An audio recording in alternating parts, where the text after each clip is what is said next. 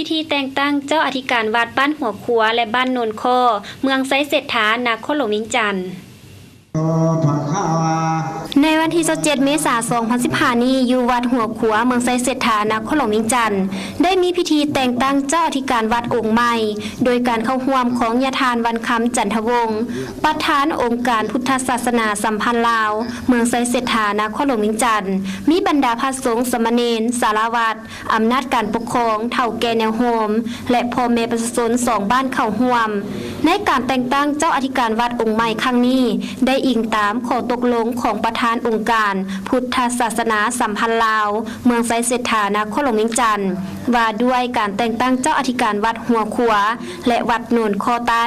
ในนั้นพระสงฆ์อำนาจการปกครองและพ่อแม่ประชาชนได้เห็นดีเป็นเอกภาพกันในการแต่งตั้งอธิการวัดครั้งนี้ในนี้ได้แต่งตั้งพระอาจารย์แสงอรุณวงศาเป็นเจ้าอธิการวัดหัวขัวเมืองไซเศรษฐานครหลวงวิงจันทร์องค์ใหม่และแต่งตั้งพระอาจารย์คำตันอัคคปัญโยเป็นเจ้าอธิการวัดโนนข้อใต้องค์ใหม่ทั้งนี้ก็เพื่อให้เจ้าอธิการวัดองค์ใหม่เพื่อปฏิบัติเวียกงานทางด้านศาสนา